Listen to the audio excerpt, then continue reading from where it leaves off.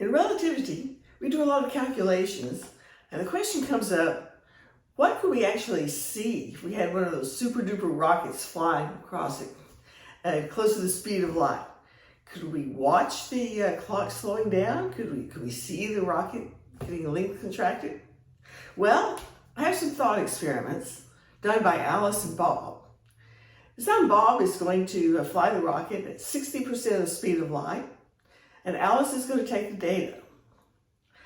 They set up a flight path with signposts 1 light hour apart. A light hour is the distance that light travels in 1 hour. That's about the distance from here to Saturn. So it's a long way. I don't know how they can set this up, but let's just pretend that they can do it. And so it would take Bob 1 hour and 40 minutes to go from each signpost to the next one. Here's the setup, the times calculated by Alice. Bob agrees to send a light signal to Alice just as he passes each signpost, so she can collect all the signals and see what's happening. So at 7 o'clock in the morning, that's in Alice's time zone, Bob passes the first signpost and sends the first signal to Alice. He's 3 light hours away, so she won't see the signal until 10 a.m. 8:20, Bob passes the second signpost and sends the second signal. The first signal is still on its way to Alice. At 10 o'clock, Alice receives the first signal. The second signal is still on its way. At 10:20, Bob passes the third signpost and sends the third signal. The second signal has almost reached Alice. At 10:40, Alice receives the second signal, which has now traveled 2 light hours. The third signal is on its way. At 11:20, Alice receives the third signal. Now at 12 o'clock, Bob is right overhead. Now the distance between Bob and Alice is negligible, so she gets the signal almost instantly. They use this signal to synchronize their clocks. Bob continues on out, and at 1:40 in the afternoon, Bob passes the 5th signpost and sends his 5th signal. At 2:40, Alice receives the 5th signal. Bob is still on his way to the 6th signpost. 3:20, Bob passes the 6th signpost and sends his 6th signal.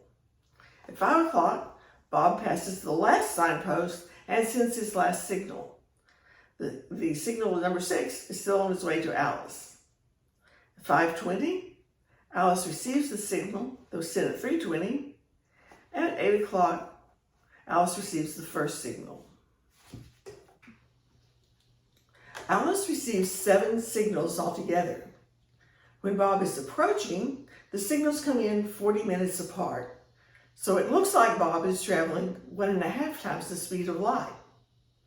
Then when Bob is receding, the signals come in 2 hours and 40 minutes apart. So it looks like he slowed down all of a sudden. But of course he didn't slow down. We just have to calculate the light travel time to see when those signals actually were emitted. This phenomenon can be seen in some astronomical observations.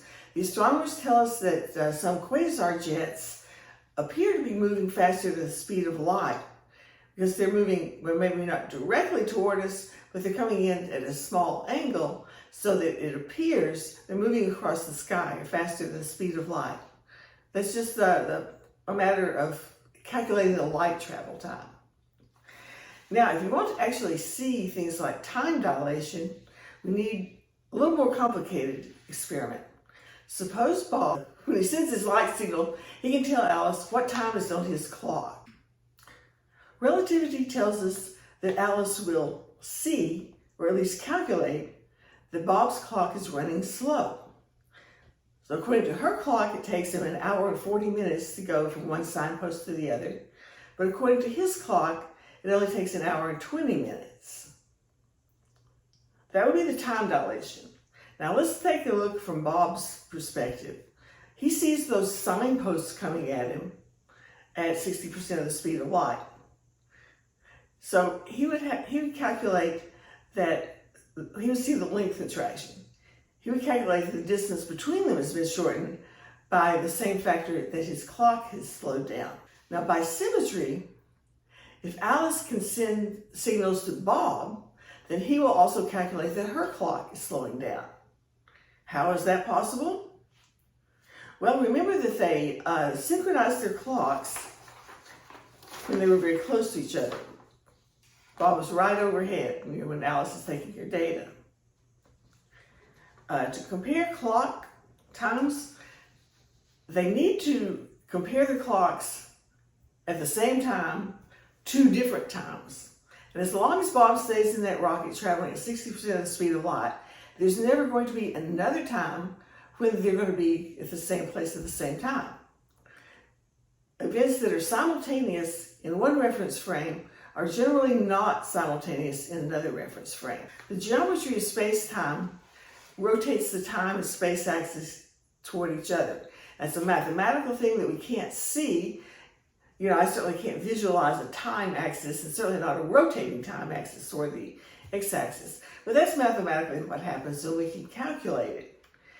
And so there can only be, for people in 2 different reference frames, there can only be one time when they're together that they agree that 2 events are simultaneous. Now, what if Alice wants to see length contraction in Bob's frame?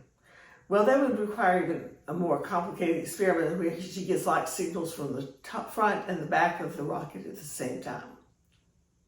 These are not things that are easy to understand, or at least intuitively, because we have no experience going anywhere close to the speed of light.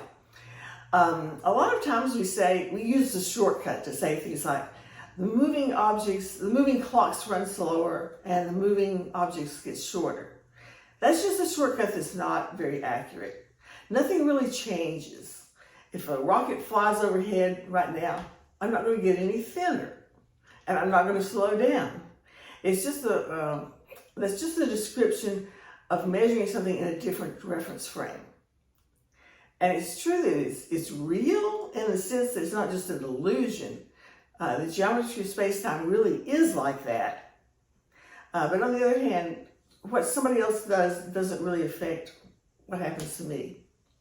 Relativity is not easy to understand intuitively, but we can still do the calculations, and a lot of us have a lot of fun with it. Thank you for watching.